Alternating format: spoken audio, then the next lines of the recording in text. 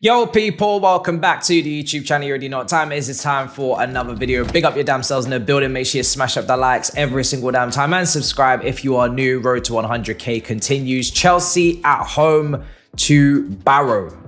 Very nice fixture to have. I'll be honest, at Stamford Bridge against the League Two leaders. We need these type of fixtures. No disrespect, but we need these type of fixtures because we know that we've got players in the squad that need opportunity, that need game time and a chance to exercise their demons, an opportunity to showcase their attributes, their talent. And they better take it, because for me, this competition we have to take so seriously. We need a trophy any means necessary. Any way we can get it, we get it, guys. I'm not here to underestimate, to, you know, push this trophy to the side and focus on other things. And for me, anytime we go to Wembley, we got to be appreciative and we got to be going for a win, going for trophies. That's what it is all about at the end of the day. And this team and this squad and this club need a trophy badly. Like, we need it like we need oxygen to breathe, like we need water to drink. We need a trophy badly. Now, in this press conference, of course, it wasn't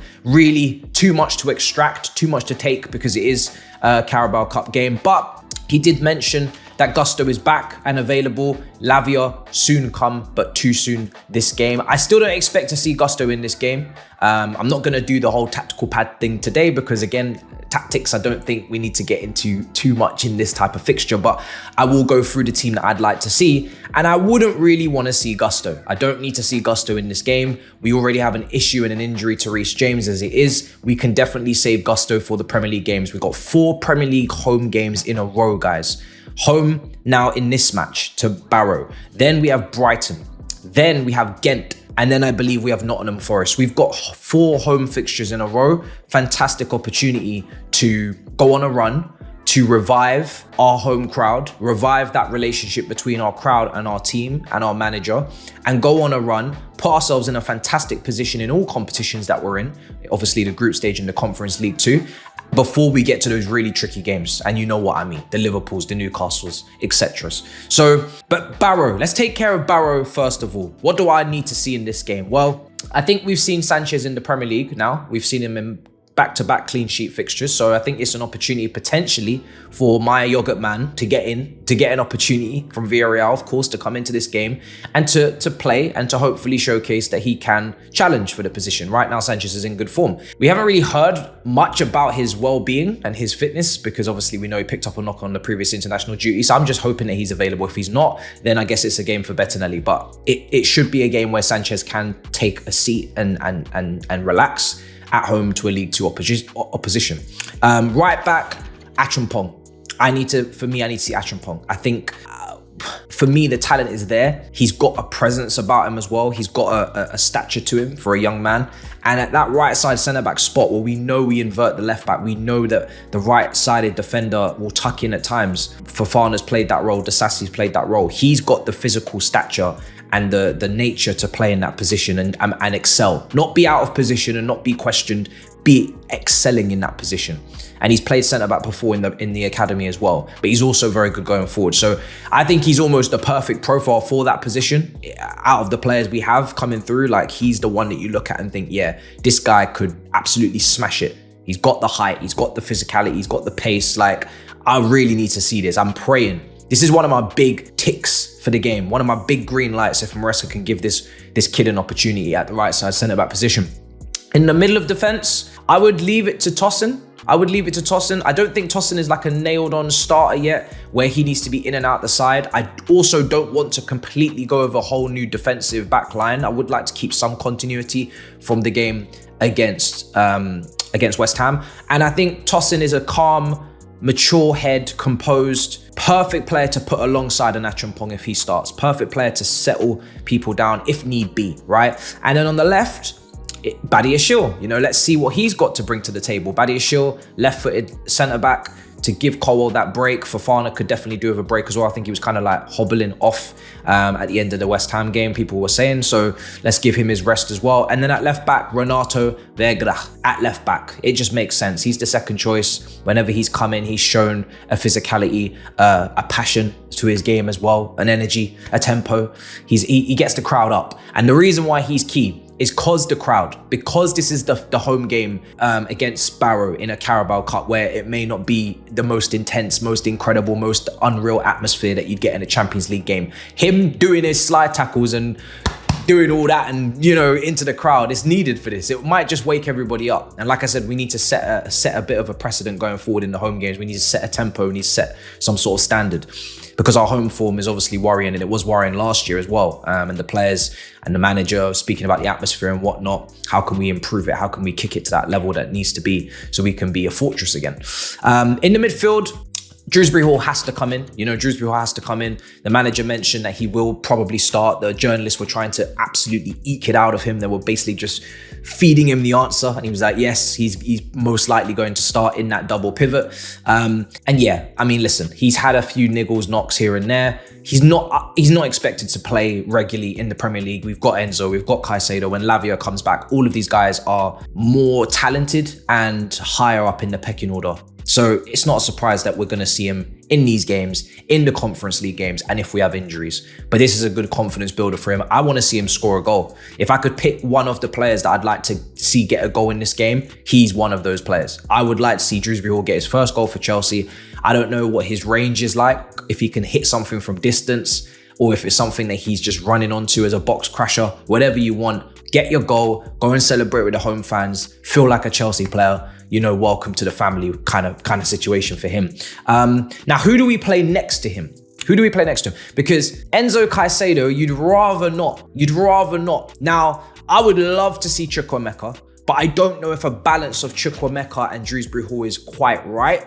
I don't know if that's quite right. It's maybe two attack-minded eights in a double pivot. Who's going to take defensive responsibility? Do we play a Dyer in the academy? You know, a young player that could potentially play in that midfield role? I don't know.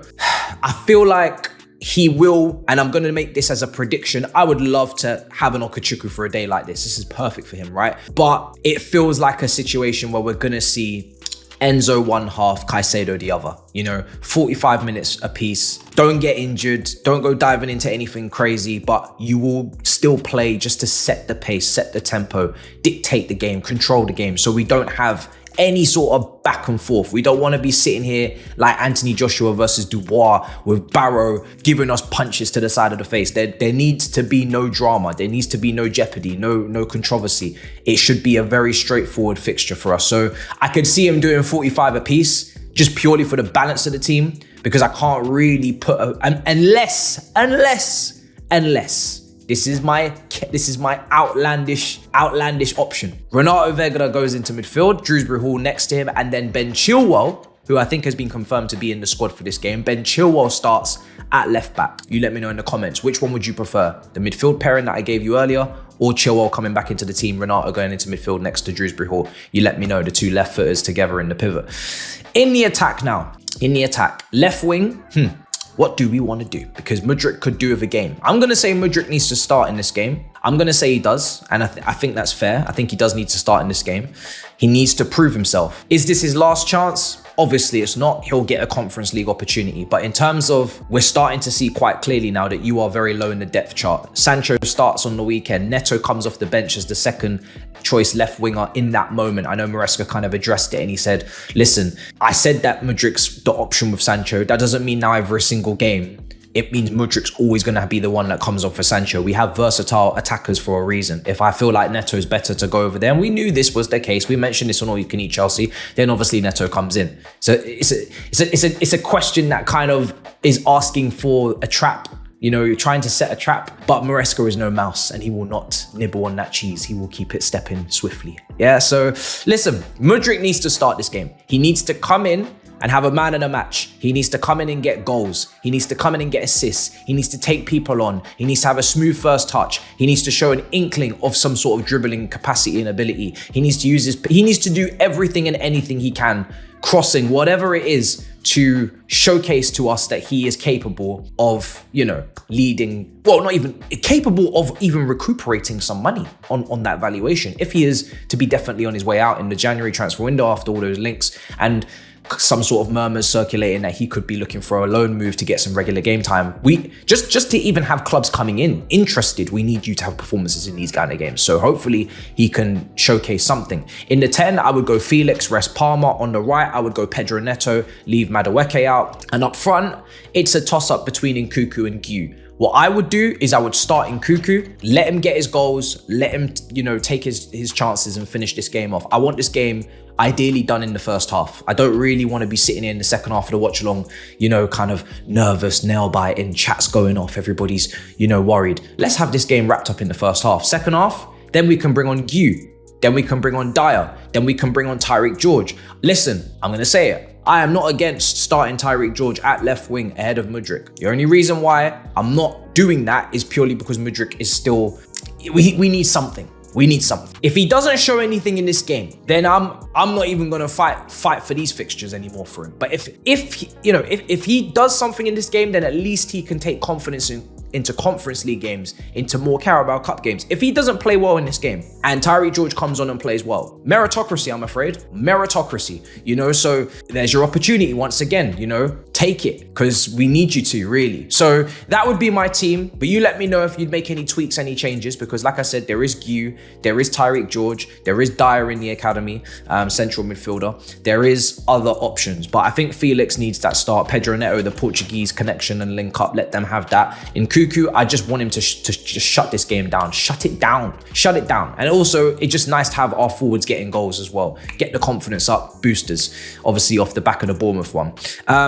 And yeah, listen, my score prediction for this game is like 4-0. Like, I'll be honest, I'm not trying to be that guy, but there's not really much more in this game that we need to be concerned about. I mean, Chukwuemeka, he could maybe start in the 10 for some of you, but based upon the fact we've not even seen him come off the bench, I'm just going to say at least have him on the bench, and then he can come on in the second half as well, get some minutes into him. Maybe Disasi can come on as well, get some minutes into him. Gu can come on, get some minutes into him. Chilwell can come on, get his minutes. This is an opportunity for all these players I'm naming. This is an opportunity for Palmer to take a rest. Hopefully, Jackson even to take a rest. Cucurella, Colwell, Fofana, Sanchez, all of these guys to take a breather, to take a rest. The key players, the players that we're going to need against Brighton on Saturday. So that would be my team. That would be my setup. I'm expecting crisp passing. I'm expecting everything to be smooth. Now, to be fair, there might be some disjointed moments because this team have not played together, because we have not seen them, play together at all. There's a lot of players that are just coming in, being thrown in for an opportunity, for a chance. But because of the league opposition that we're facing, which is a League 2 team, and they are top of League 2, but they are a League 2 team, we're at home, we should still be scoring 3-4 goals minimum, right? It should be a comfortable day. It might not be how it was in the first 10 minutes against West Ham throughout the whole game, but at least get better as the game goes on, get stronger as the game goes on, but get that early goal, and they hopefully will just come out, and then it will just be a fun day for everyone. So yeah, guys, my score prediction to be 4-0. I'm going to go for the heavy 4-0 hitters, and that would be my team. You guys let me know in the comments down below what would be your team, what would be your score prediction. And yeah, listen, this needs to be smooth sailing. This watch along should be very fun tonight. We shouldn't be having any whinging, whining, crying. No problems around here. Should be smiling. Smash up the likes, make sure you subscribe. I'll see you guys next time. In a bit, people. Peace.